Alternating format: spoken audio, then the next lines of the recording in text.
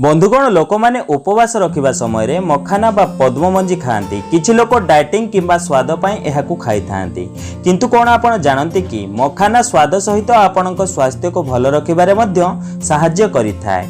एहाकू खाइबा द्वारा शरीर फिट रही था एवं अन्यान्य अनेक लाभ मध्य मिली था। आज मु आपनको पद्ममंजी खाइबार 10टी फायदा विषय कहिबी एवं एहाकू किपरि खाइबा को हेबो ताहा मध्य बनै देखैबी। सेथिपई भिडियोटी को शेष जाए निहाती देखंतु।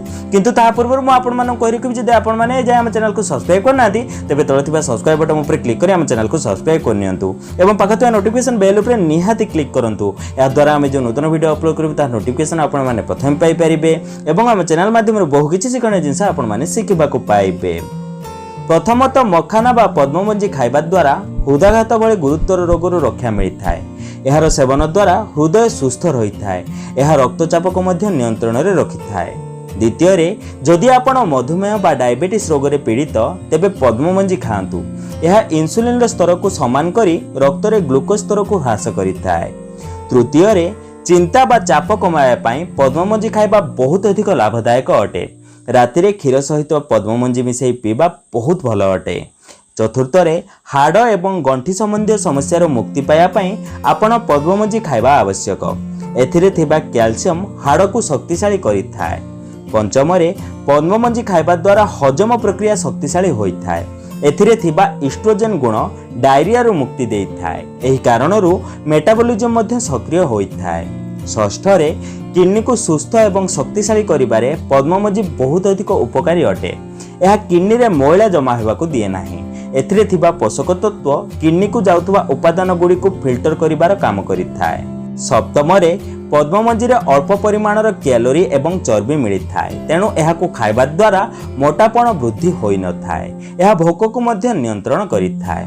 अष्टम मखाना बा पद्ममंजी खाइबा द्वारा चर्म संबंधी लाभ मध्य मिली थाए। एथिरे उपस्थित थिबा एंटी एजिंग एवं एंटीऑक्सीडेंट उपादान गुड़िक वृद्धावस्थार प्रभाव को ह्रास करिथाए।